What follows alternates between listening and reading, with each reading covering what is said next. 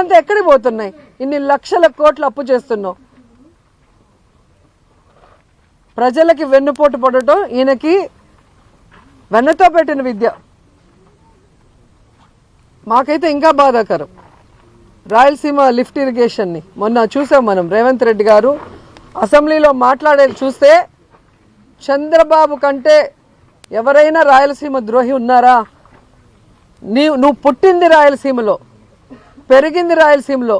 ఈరోజు నువ్వు సీఎంగా ఉన్నావు అంటే ఆ రాయలసీమ ప్రజల ఆశీస్సులతో. అలాంటి రాయలసీమకి వెన్నుపోటు పొడవాలన్న ఆలోచన నీకు ఎలా వచ్చిందని నాకు అర్థం కావట్లేదు. ఆ రోజేమో రాష్ట్ర విభజనకి సంతకం చేసావు, ఆంధ్రప్రదేశ్ని సర్వనాశనం చేసావు. ఈరోజు రాయలసీమ లిఫ్ట్ ఇరిగేషన్ పని చేయకుండా ఆపేసి రాయలసీమకు అన్యాయం చేస్తున్నావు. రాయలసీమ ఏం తప్పు చేసింది? మీకేం అన్యాయం చేసింది? ఈరోజు రాయలసీమ కరువు శాశ్వతంగా పరిష్కరించాలన్న ఒక గొప్ప ఉద్దేశంతో జగన్మోహన్ రెడ్డి గారు ఈ రాయలసీమ లిఫ్ట్ ఇరిగేషన్ తీసుకొచ్చారు. 960 కోట్లు దీనికి వెచ్చించడం జరిగింది.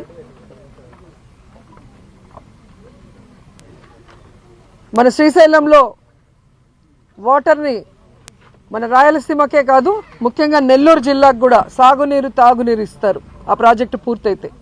అలాంటి ప్రాజెక్ట్ని పూర్తి చేయాల్సింది పోయి హైదరాబాద్లో మీ ఆస్తుల్ని కాపాడుకోవడం కోసం ఈరోజు రాయలసీమ భవిష్యత్తును మీరు ఎలా తాకట్టు పెడతారు? మీరు రాయలసీమకి వెన్నుపోటు పొడిచిన విషయము ఈరోజు మీ పార్ట్నర్ ఓటు నోటు కేసులో నీతో పాటు దొంగ మీ పార్ట్నరే స్వయంగా అసెంబ్లీలో ప్రకటించారు. నేను రాయలసీమలో పుట్టాను, రాయలసీమ అంటే నాకు ఇష్టమని ఇంకొకటి చెప్తాడు పవన్ కళ్యాణ్, డిప్యూటీ సీఎం. మరి ఎక్కడికి వెళ్ళావు పవన్ కళ్యాణ్? ఈరోజు రాయలసీమకు అన్యాయం జరుగుతుంటే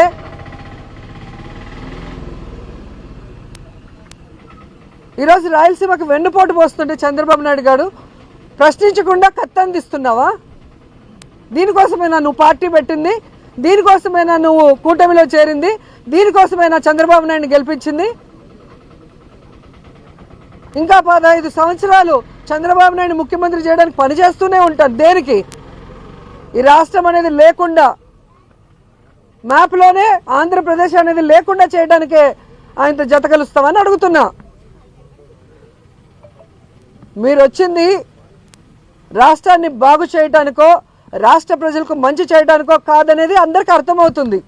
కేవలం కక్ష సాధింపులు, రెడ్ బుక్ రాజ్యాంగం అంటూ ఏ విధంగా విచ్చలవిడిగా అరాచకాలు చేస్తున్నారు, అన్యాయాలు చేస్తున్నారు, దోపిడీలు చేస్తున్నారు ప్రజలందరూ గమనిస్తున్నారు.